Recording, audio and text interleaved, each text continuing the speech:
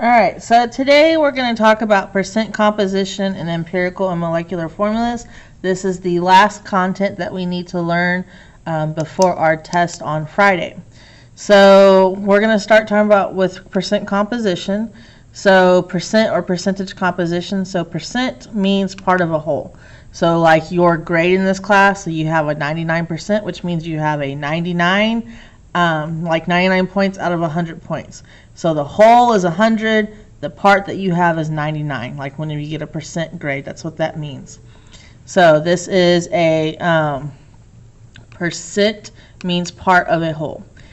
If we are looking, or in the percent composition, what we're doing is we're looking for the percent of an element in a compound. So this goes back to law of definite proportions, which y'all didn't really learn about at the beginning of the school year. But what this means is that, take for instance sodium chloride. Okay, so sodium chloride's NaCl.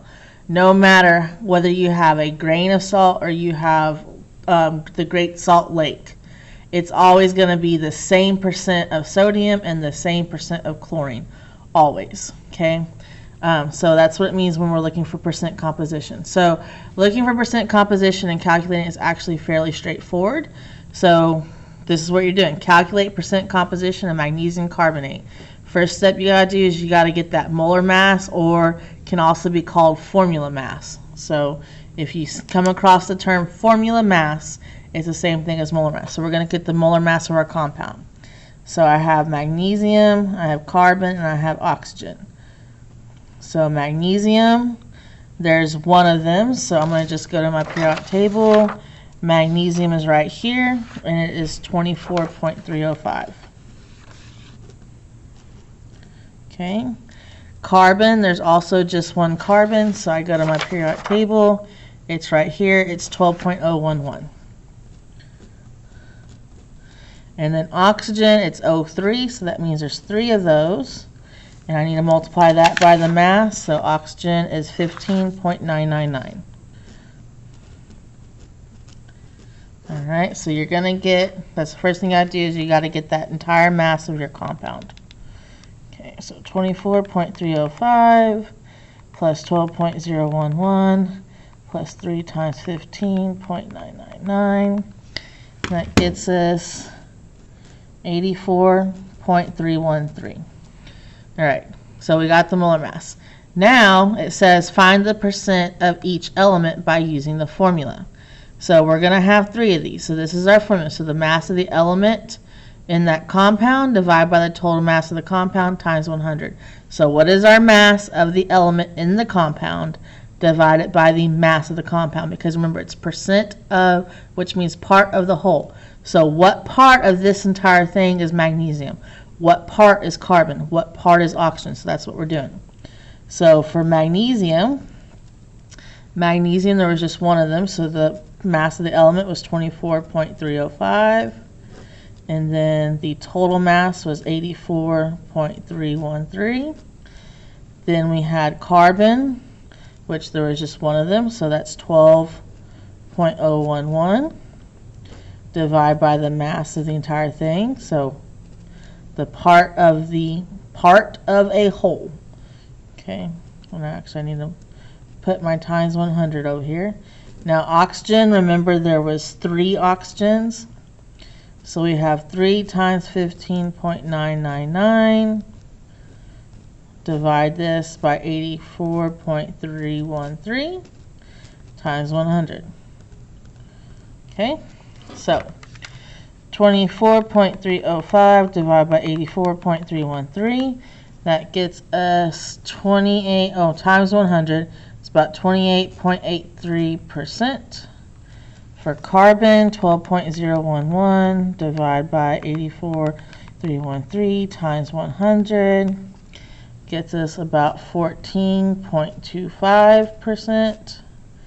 And then oxygen, 3 times 15.999 divided by 84.313 times 100.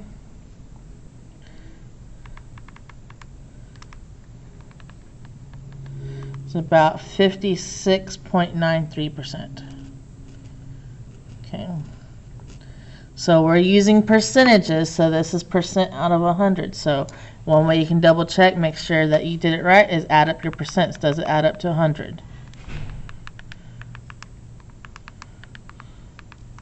And whenever we did that, got 100.01. Pretty darn good. Okay, so this is the percent of each element in our compound. Now, sometimes you'll be looking for the percent of each element in the compound. Sometimes it's just going to specifically ask, what is the percent of, say, carbon in MgCO3? It's the same process, so you still have to get the molar mass of your compound, but now you're just looking at carbon. So the only calculation you would have done was this one here.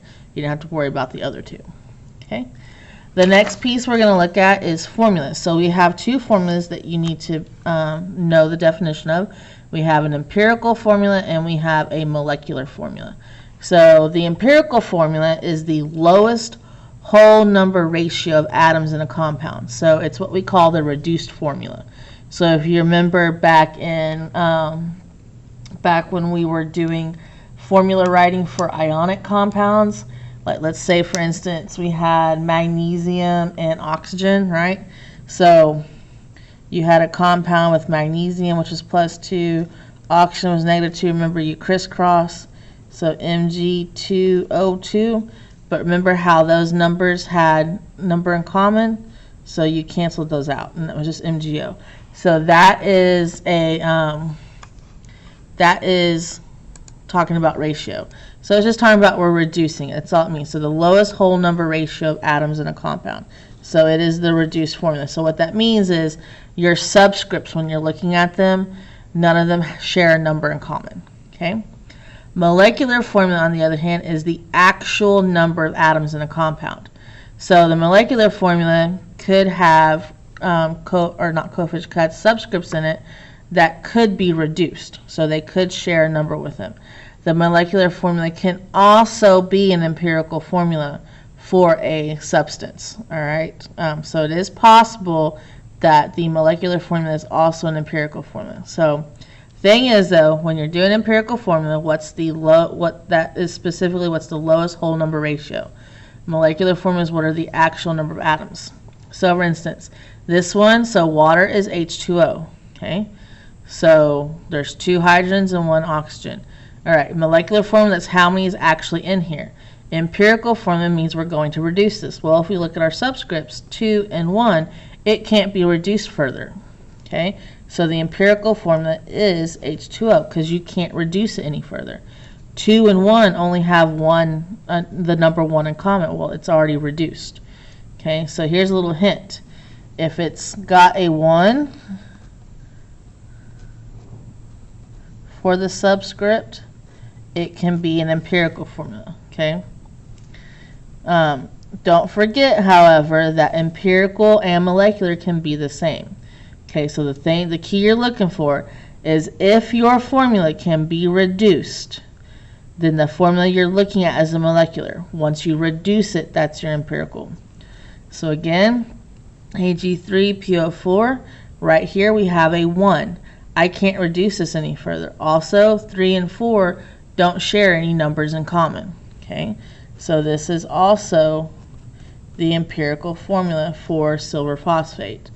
Anytime you have an ionic compound, which means your first element there is a metal, anytime you have ionic, that's also the empirical formula. All right, so C6H12O6. So this is our molecular formula. This tells me that there is 6 carbon, 12 hydrogens, and 6 oxygens in this particular compound.